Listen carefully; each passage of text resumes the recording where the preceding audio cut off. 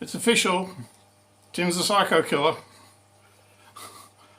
That little castle on the left-hand bottom corner where Tim's botting away, that's where Yello's hiding.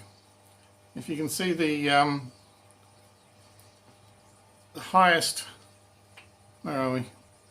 That highest chimney thing, Yello can actually vertically sit inside there so that Tim can't reach any part of him, her. I'm not sure which.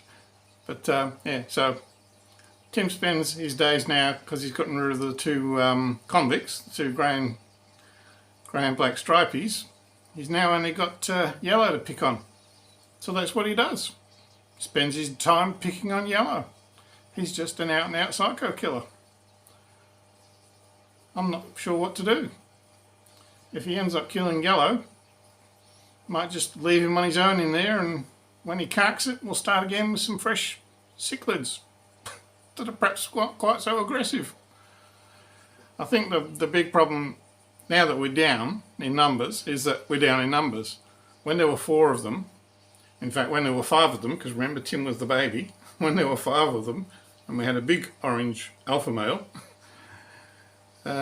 things were relatively peaceful. But I think Tim's just grown up totally warped, and he's bullying everything that he can bully. So there you go. That's where we're at nowadays. Meanwhile, next door, I've put up, don't know whether you can tell, I've put up a little thing on the end of the cichlid tank there, piece of cardboard, so that they can't spend all day just watching the neighbours. Because Tim does spend a fair bit of his time just basically cruising up to that end of the tank and staring at the other tank, watching them swimming around, thinking, oh, there's some more fish I can bully. Luckily, the cichlids don't seem to be able to bully the plecos or the Corry. Yesterday I saw the Corry basically give Tim a big smack on the nose and tell him to F off. And he went scurrying away, even though the Corry's tiny compared to Tim. And the plecos, I've seen the plecos give him a bit of a shove occasionally too, so I don't think they're going to be in any sort of danger. It's just the other cichlids that are now down to 1. And as I say, meanwhile, next door, the zebras are going great guns. There's 6 of them. I bought 6 from the pet barn over in Malaga. I had more, so I'm thinking of getting more, because apparently 6 is the minimum number. The tank's a bit on the small side, really needs to be twice as big. That's a 24 litre, I think. It really needs to be a 40 litre or bigger, so I'm thinking of either getting a bigger 40 litre tank for those guys, plus another 4 or 6 tank mates, or getting a big 180 litre. Perhaps save that for when Tim's passed on and we'll start again with some fresh cichlids, because I have enjoyed having the cichlids. They really are nice fish, and they're big. I like the littlies.